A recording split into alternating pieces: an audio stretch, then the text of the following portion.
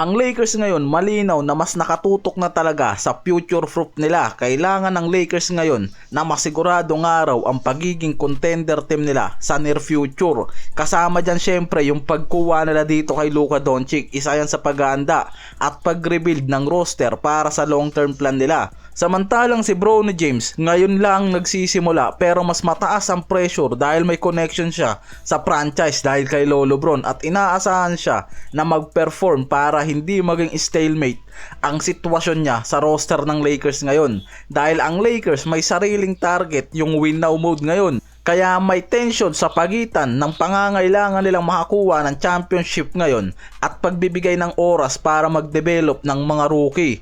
Sa isang report kasi na lumalabas, sa oras na magdesisyon si Lolo Bron na mag-retire o magpa-trade, si Bronny James mawawalan ng value at assurance dito sa LA Lakers. Ito rin mismo yung nagiging signal nga raw dito kay Bronny na hindi unlimited yung spotlight sa kanya. Ngayon, lalo na kung magdesisyon na magretiro sa susunod na season itong si Lolo Bron, paniguradong magkakaroon ng malaking transition ang Lakers ngayon o pwedeng sa susunod na season pa. May potential si Bronny pero maraming mga analyst ang nagsasabi na hindi pa siya consistent sa NBA level. Sa surface kasi, yung statistic ni Bronny ngayon sobrang layo nga raw talaga para sa level ng mga NBA players o kahit nga sa mga rookie ngayon eh. May pagkakataon na kung hindi siya makakapag-prove ngayong season o sa susunod pa, pwedeng isipin mismo ng front office na mas makakabuti ang ibang roster move nila kaysa hintayin nang matagal ang improvement nitong si Bronny.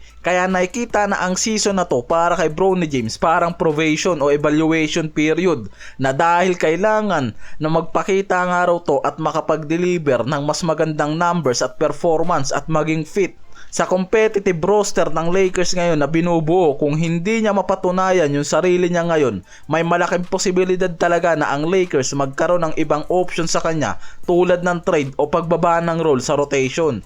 Sa kabilang dulo naman, sinabi mismo nitong si Ayton sa interview, inamin nito na ang mindset nga raw nila sa naging laban kontra Atlanta Hawks ang isa sa naging problema nila dito kung bakit sila tinalo ng mga to, dahil si Ayton mismo ang nagsabi na hindi nga raw ganun sineryoso ng mga teammates niya ang laro kontra sa Hawks dahil nag-assume sila na mababa ang level ng Hawks. In short, minaliit nga raw nila masyado yung kakayahan ng Atlanta Hawks, lalo na wala yung ibang key players ng mga to sa laban na yan.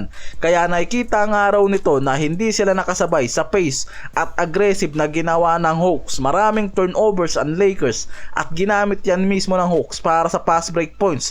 Ang Atlanta gumawa ng maraming assist at ball movement at mabilis na transition game nila. Si Ayton mismo ang nagsabi na they were hungry next man up mentality at we were just behind the ball a little bit. Na pa-English pa tuloy ako mga pare koy. Sa instant analysis, ang Hawks may 51% sa field goal, kaya ang Lakers hindi nakabalik sa efficiency dyan mula pa lang first quarter. Nasa Atlanta Hawks na yung momentum.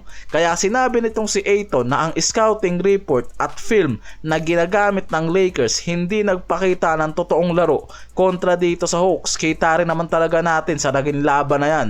Kahit si Luka hindi nakapag-carry mula sa offensive load, meron lang yan 22 points, 11 assists at 7 of 17 shooting. Bagsak rin. Kaya ang Lakers hindi nakapag-produce ng tamang numbers tulad ng inaasahang sa kanila at ine-expect, at hindi naging sapat yung effort sa ibang key player para mapunan yung tamang gap. At dyan nga mismo parang dismayado talaga itong si Ayton dahil sa sinabi niya na yan sa interview, lalo na't natalo sila sa laban na yan na nangyari.